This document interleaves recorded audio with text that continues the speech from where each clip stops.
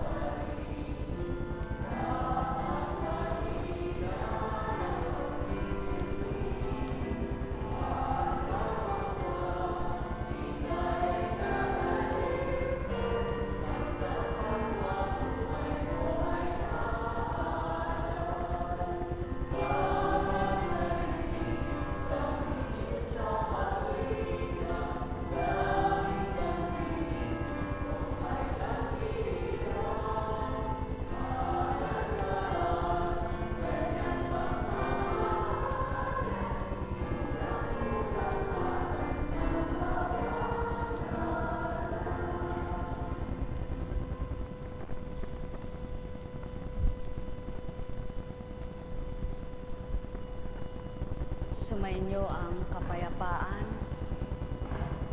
kay buti ng Ama, kay dakila niya.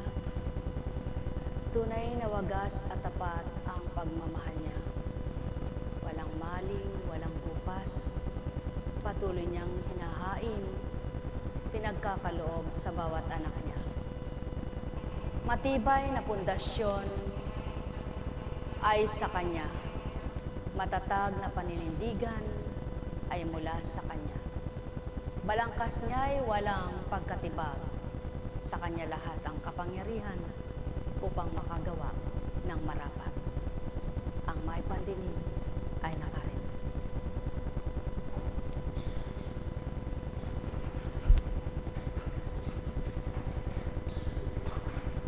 Bilang mga tao, dumaratal kung minsan ang parabagang ayaw mong lumaban, hindi ka na lalaban sa pananampalataya. Subalit, kung kilala mo na ang Ama, ang mananaig sa iyo ay kung papaano mo siya nadama, nais mong panaigin na sa tuwin ay damhin. Nawa, mga minamahal,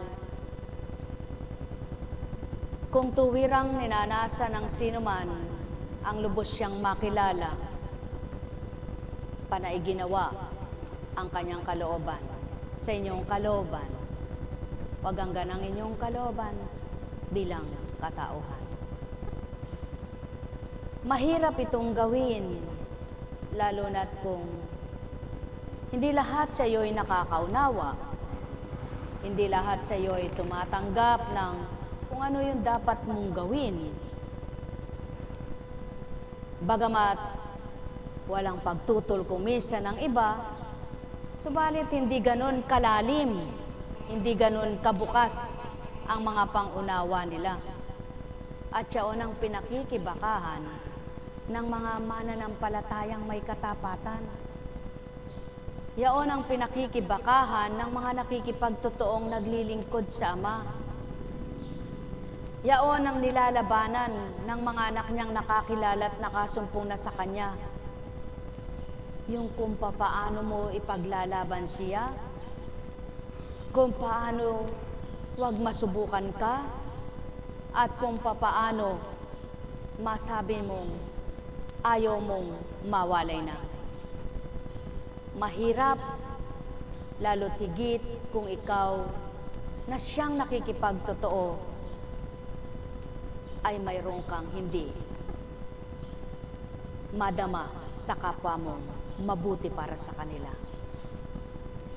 Subalit, sadyang ganyan ang pakikibaka sa buhay. Mayroon kang lalabanan. Hindi maaring lahat na lang ay kagalakan. At purihin ang Ama. Pinatototohanan naman lahat ng tapat na nakiisa sa Kanyang Espiritu at nakipagtotoo sa Kanyang pagmamahal. Ang kabanalan niya, ang kabutihan niya, patuloy na pinagnanasahang kamtin at mapagtagumpayan. Nawa mga mahal ko, yamang kayo ay mga anak ng amang naghahanap ng kanyang katwirang mabuti, dumadama ng kanyang kaloobang pinakamabuti, at nawagas na pagmamahal na alay kanino man ang siyang inyong nasumpungan at naramdaman, patuloy nawa itong maghari at mangibabaw kanino man. Muli, magandang umaga sa gabing ito. Buhay po ba ang Diyos?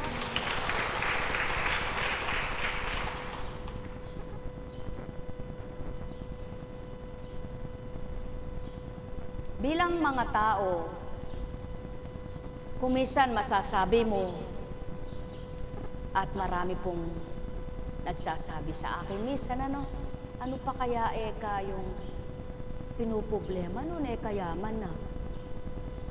Tugon ko naman, yun nga ka kung mayaman ng maraming problema, di mo ba alam? Sapagkat ang pinuproblema kung paano pa masisiksikan yung daigdig ng kayamanan. Kung paano ang mahirap ka ako, namumblema rin ang mayaman. Paano po kayo na po, kunching na ko po, kahirap paliwanag sa iyo kako. Subalit pag nilayan mo na lamang, kung hindi ba ka ako namumblema sila di sana'y kontento na lamang. Ano po?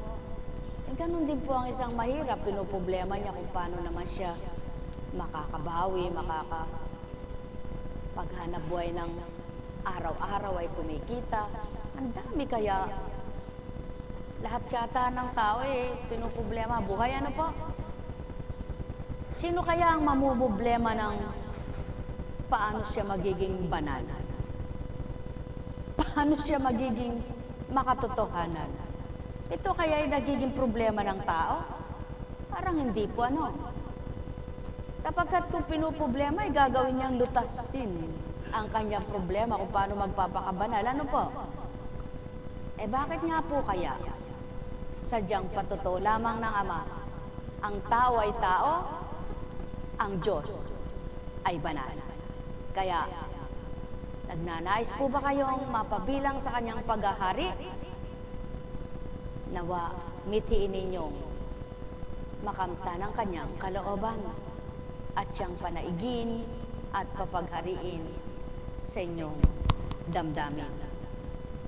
Mahirap, totoo pong mahirap.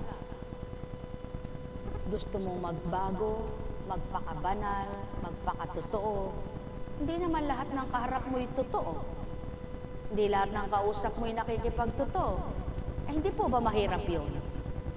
Sadyang mahirap. Subalit, kung tunay ka nang nabuksan at nakakaunawa, hindi ito paghihirapan ng kalooban mo, kundi lalagak mo sa nagpahiram sa iyo ng karunungan, sapagkat siyang nakakaalam ng kalahat-lahatan.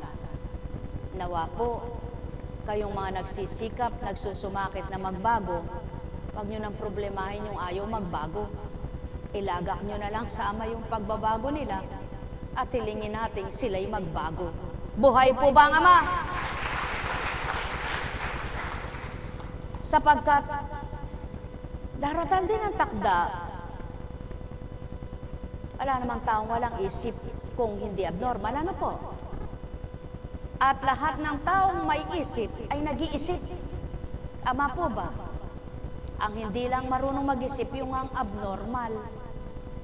At yung mga baliw. Hindi na nag-iisip ng kung ano yung tama at marapat. Kung ano lang maisip ng mga yon, siya lang ginagawa. Gusto po ba ninyong matawag na isang baliw? Ayaw po sa makatwid. Dahil ayaw mong matawag na baliw, gagawin mo yung tamang gagawin, di po ba? Upang sabihin man ang kapwa mo na baliw ka't di ka naman baliw sa mabuting ginagawa mo. Ang Diyos Ama naman ang nalulugod at natutuwa sa iyo, sapagkat sa ginagawa mong mabuti, kung baliw ka pa sa pananaw ng kapwa mo, siyang nakababatid ng lahat. Kaya ano ang ginawa ng isang Jesucristo sa kabila ng pagpaparatang na baliw? Hindi po ba walang nabago sa kanyang desisyon? Walang nagbago sa kanyang panukala? Walang binago sa kanyang adhika? Walang binago sa kanyang layunin? Pinagpatuloy niya ang kanyang layunin at hangarin. Kaya kanina ang mensahe,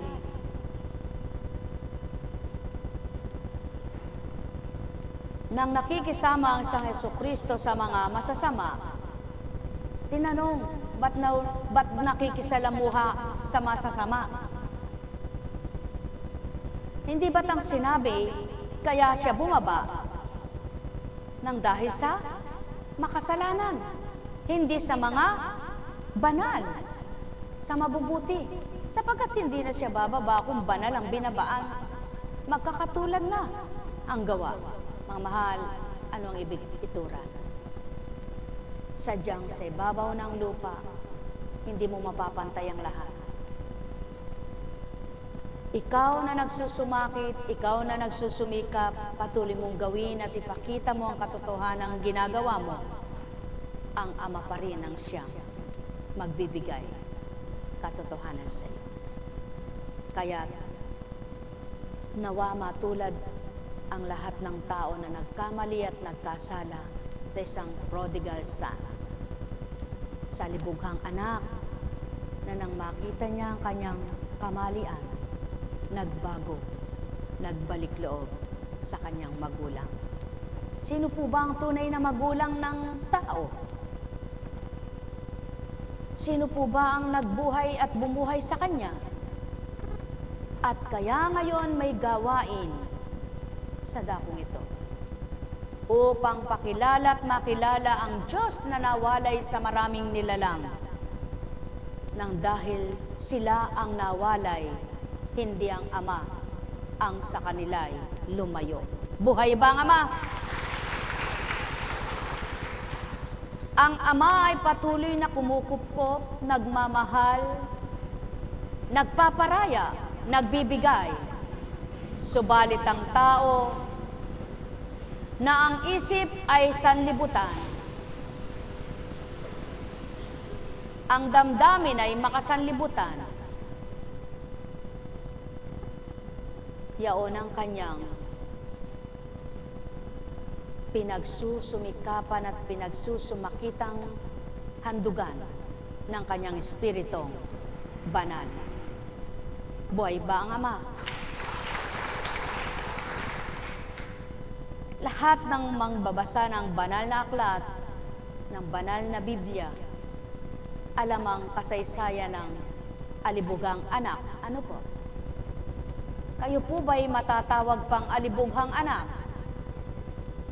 Mga kapatirang Divine Mercy, ano ba yung alibugha? Ano ba ang ibig sabihin ng alibugha?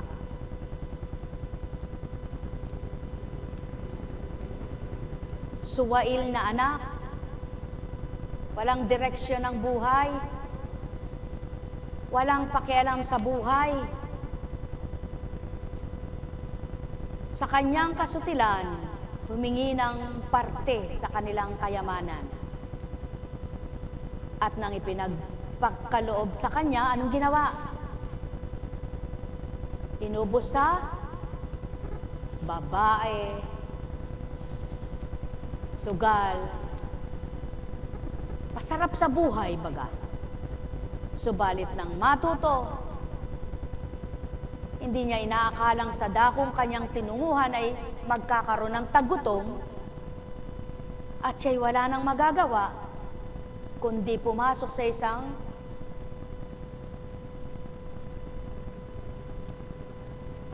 namamayan sa dakong kanyang tinunguhan upang mag-alaga ng baboy. Sa literal na pagbabasa at hindi ko makuhang pagnilayan, bakit siya baboy? Ibagat ang baboy ay asal baboy nga. At kung pagninilayan ay naging asal baboy siya, di po ba?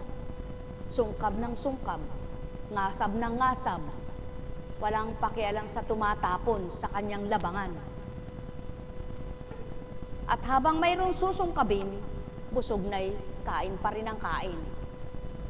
Ganun ang taong walang pakialam sa bukas niya. Ang inaalala, yung ngayon lang, pansamantala. At kung mayroon siya, hindi niya iniisip yung mawalan siya.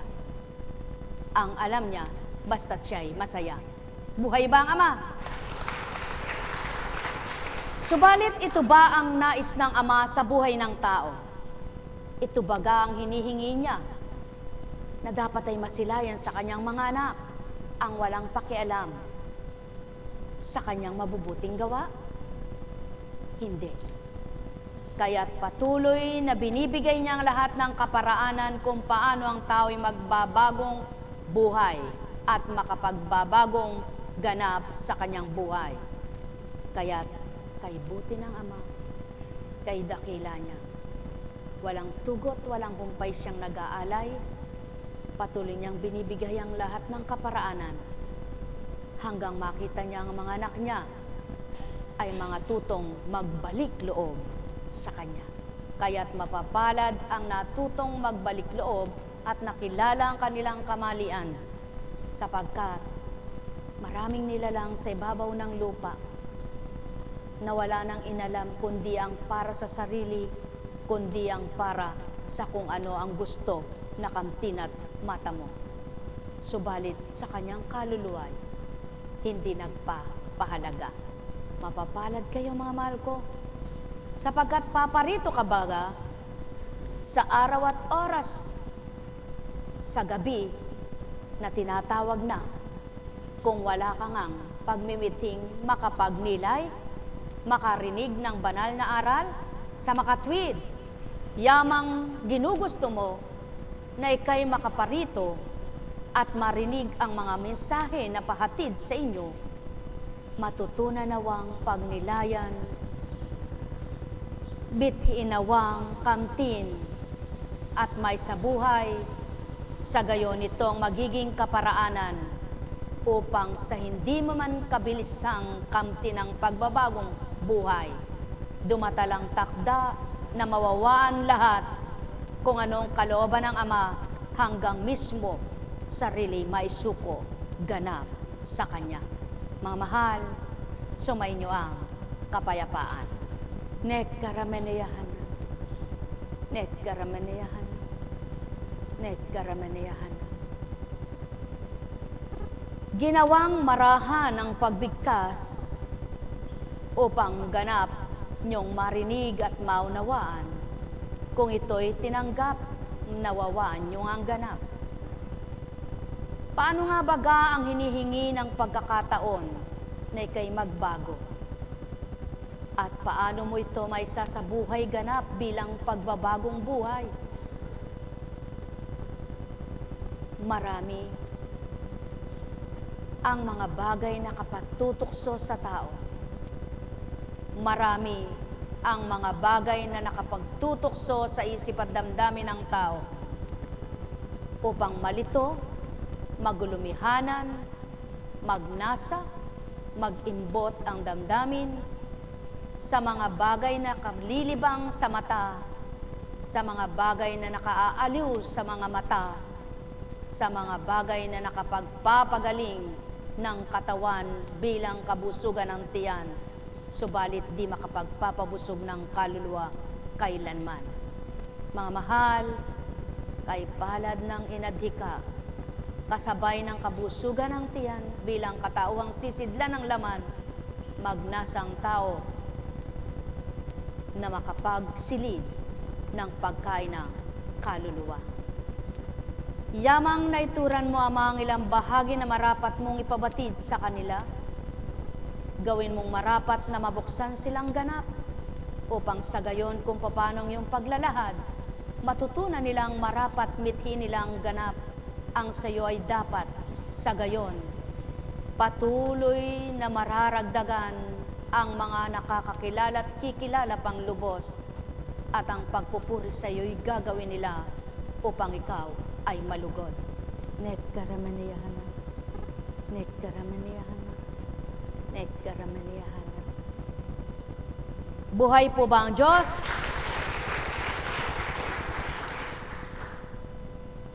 Yamang tinuran po ng Espiritu na ang kanyang mensahe hindi pa ulit-ulit, sadya pong kapag nagmensahe sa umagay, may kukuhanin man siya, hindi lahat.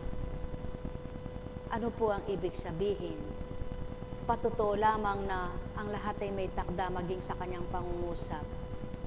Kung ikaw ay narito kanina, nabatid mo yung para kanina, at kung nagbata ka pang naghintay, mababatid mo pa ang para sa ngayon.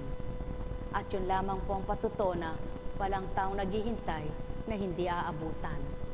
Walang taong naghahanda na hindi makikinabang. Walang taong nagnanasa ng marapat at sa pagbabata na hindi nakakamta ng gantimpala. Mga mahal, kay buti ng Ama, napakabuti niya. Nawa kung paano ang kanyang kabutihan, maramdaman ng bawat isang naririto bilang kapatirang divine mercy. Nawa, ang tawag na kapatiran ay huwag mapatid kundi patuloy na mabuklod at maging matatag, matibay na ganap. Sapagkat ang nagbuklod ay matibay, ang naghandog ay matatag, ang nagpundasyon ay makapangyarihan. Kaya nawa, kung naging marupok man ang bawat isa, hambing sa isang suwail na anak, nang nasa pagkatao pa'y walang inalam kundi ang kanyang layunin sa buhay na pangsariling adhikain para aliwin ang sarili, masyahan ang sarili, libangin ang sarili, nawa nang makilala at kinikilala pang ganapang Ama, ay matutunang lahat ng pagkakamali ay maisukong ganap. Kay palad ng tao na patuloy na naghanap ng kanyang matwid upang tahakin niya ang tuwid na landas. Kay palad ng taong sa tuwin ay naghahanap ng marapat upang kamtin niya ang dapat. Kay palad ng taong nagsusumakit, nagsusumikap sa lahat ng mabuti upang sa gayon ang papakabuting ginagawa niya, siya rin ang magpala, siya rin ang bahaginan ng gantimpala. Sapagkat, sino nga baga ang nagtanim na hindi mag-aani? At sino ang maraming itinanim, nakakaunti ang inani?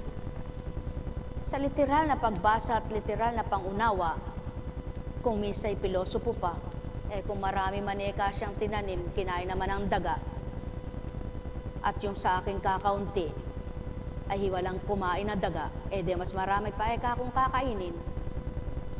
Sa palagay nila yung pagtatanim na parang halaman. Alalaong baga ang ibig sabihin ng Ama, yung kabutihan. Habang nagtatanim ka ng kabutihan sa kapwa mo, marami kang aanihing kabutihan man din.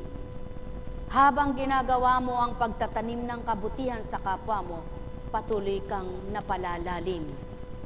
Habang umaani ka ng galak at kabutihan ng Ama, patuloy mo siyang nararamdaman at higit pa sa iyong ginawa ang kanyang gantimpala. Kaya't lahat ng nagtatanim ng kabutihan, sino nga ang makakaginhawa, magbibigay ginhawa sa kanila? Ang kapwa ba tao nila? O siya mismong patuloy na gumagawa, sapagkat ito'y mula sa Amang dakila. Mga mahal, sadyang mahirap unawain ang kabanalan kung pagkataong uunawa. Subalit, ay Diyos Amang mapagpala, may Espiritong ibinaba, may laganap na salita dito sa lupa, ang nagmimithi niyon sa pamamagitan ng kapangyarihan ng Ama, matutuntun mo at makakamtan ang marapat na pangunawa. Kaya't ang may pandinig ay nakarinig. Sumainyo ang kapayapaan, pagharian, kayong ganap. Nekkaramaniyahan, nekkaramaniyahan, nekkaramaniyahan. Kapag dati kang mainitin ng ulo, kung ano yung kahinaan mo, yun ang tinutokso sa'yo. Kaya't kung titibay ka na doon sa kahinaan mo na yon, Habang tinutokso ka, lalo kang tumitibay. Nang hindi ka na makaya, iniwanan ka na. At nawa ay ganun ang mangyari. Katulad ng isang alibugang anak, ang kahinaan niya at karupukan ay ang kanyang laman, ang pita ng kanyang laman. Subalit, dumata ng takda na ang pita ng laman niya ay nagsawa nang makita niya ang kanyang paghihirap sa lupa. Nawa, lahat ng pita ng laman na nakapagbibigay pagkakasala, nakaaaliw sa sariling pagkatao, ay mamatay din tulad ng isang alibugang anak na nang makita ang kanyang kamalian, wala siyang pakialam kahit anong sabihin. Hinanda niya ang sarili niya. Ano man ang sabihin ng kanyang magulang, tatanggapin niya sapagkat siya'y nagkasala, siya'y nagkamali. Nawa, mapatotohanan ng mga nagbabalik loob yung totoong pagbabago at totoong pagtanggap sa papaanong paraan. Mga minamahal ko, ano ba ang binabago mo sa buhay mo? Ang binabago mo ba nang kilalanin mo ang Ama, yaong pagkamainitin ng ulo mo? Paano mo ito mababago? Ganang ikaw ba'y magagawa mo ito? Hindi. Subalit iyaon ang patutuong may tinanggap ka kaya ka magpipilit magbago. Tulad ng isang alibughang anak, tinanggap niya na yung pagpapakababa niya. Inamin niya ang kanyang mga kasalanan. Kaya't handa na siyang isuko ano man ang sabihin. Subalit, nang dahil napakabuti ng Ama, handa mang isuko ng tao ang kanyang pagpapakababa. Siya hindi ganun, na ang anak niyang nagpapakababa ay parurusahan pa niya, kundi sa kanyang pagbabalik loob at pagbabago, may nakahanda siya, may nilalaan siya na hindi niya sinasabi sa taong nagbabago. Tulad ng isang alibugang anak, pinaghanda pa siya, pinasuot ng magarang damit, sinuotan ng sinsing, at inaliw. Ganyan ang Ama. Ang lahat ng nagbabalik loob sa Kanya, ang kanilang ginagawang pagbabago, ang siyang pinagtatatag niya, pinatitibay niya, upang kapag nakita niyang katapatan ng bawat isa, na kung saan sila ganap nagbabago at nagsisisi, ipakikita naman niyang siyang sinukuan nila at ibinigay ang ganang pagkakababa. Siya naman ang magtataas at magpapagalang kanino man. Mga mahal, saan ka ba mahina? Takot kang mawalan. Ayaw mong maubusan. Alalahanin mo araw-araw, taglay mo yan. Subalit nang makilala mo ang Ama, isinuko mo sa Kanyang lahat, pinagkaloob mo sa Kanya, inilagak mo na sa Kanya, pinagkatiwala mo na sa Kanya, kaya't yaong kahinaan mong pagkatakot mawalan, sinisidlan niya ng tapang at pag-asa. Kaya naman, kung papaano mo pinagkatiwala sa Kanyang pag-asa mo at bukas, pinakikita naman niyang siya'y may nakalaan sa iyo bilang anak niyang nagpapakatotoo. Mga mahal, marami ang paraan ng pagbabagong buhay. Marami ang dahilan kung bakit nagbabagong buhay. Subalit ang tunay na dapat na dahilan, yaong nasumpungan mo ang Ama at nadama mo siya, at nais mo nang manahan sa Kanyang kabutihan. Hindi yaong kaya ka lang magbabago dahil may inaasahan kang igaganti niya sa iyo. Na kapag nagbago ka ay pagpapalain ka. Na kapag nagbago ka ay yayaman ka. Hindi ito ang totoong pagbabago. Ang tunay na pagbabago, yaong hinahanda mong sarili mo, ibinibigay mo sa Kanya, na kung saan ka mahina ay palakasin niya, kung saan ka wala ay sidlan niya, at kung ano ang pinakatatakot mo sa buhay, doon patapangin ka hanggang kamtin mo na ang panibagong buhay mo na pinagkaloob sa pamamagitan ng Espiritu ng Ama. Mga mahal, sadyang napakahirap ang pagbabagong buhay kung hindi mo pa maisusukong lahat. Hindi naman hinihingi ng Amang maghirap ka muna bago ka sumuko. Magkasakit ka muna bago ka sumuko. Kundi ang nais niya sa kanyang mga anak, bago ka nagkaroon ng mga dahilan kaya ka nagsisit nagbago, nang dahil hindi mo na kaya. Nawa lahat sa panahon ngayon ng Espiritu, hindi yaong lugmok ng buhay tsaka pakikilalanin siya. Hindi yaong may sakit na tsaka magbabalik loob. Hindi yaong hindi niya na kaya hahanapin lamang siya upang makayanan niya. Kundi nawa, habang may kakayahan ka, may lakas ka, magandang buhay mo, maliwanag ang mata mo, malalakas ang mga tenga mo, naririnig mo ang mga salita niya, masarap ka pang kumain, nalalasap mo pa ang pagkain, gayon din ang kanyang mga hain na mga banal na pagkain. Nalalasap at nananamnam ng iyong sarili, minimithi mo nang magbalik loob sa Kanya. Mga mahal, gayon pa man, kung mahahambing din kayo sa isang alibugha na naligaw at nawalay sa buong panahon na kayo nabubuhay, huwag pa rin kayong mahiya, huwag pa rin kayong matakot, huwag pa rin kayong mag-alinlangan na siya'y lapitan nyo at magbalik loob sapagkat handa niyang ibigay ang ganang pagpapatawad. Mga mahal ko, kay buti ng Ama. Tunay na walang kasimbuti ang gawa niya. Kaya't kung nanamnamin lamang ng bawat anak niya, ang bawat kahinaan, kinukuha niya. At pinagkakaloob ang kanyang lakas upang kung saan mahina ang bawat isa, mapatapang niya ito't malabanan ang kahinaan nila. At do'y mapatutuhanan niyang siyang Ama mong nagbigay ng buhay sa iyo. Siya rin ang nagpalakas ng lahat ng kahinaan mo bilang kanyang anak na nagbalik loob sa kanya. Mga mahal, mawawanawa ninyo ang sa aki inulat. Maramdaman nawa ninyo ang sa may pahayag. Mapakinggan nawa ninyo ang sa kanyang mga aral.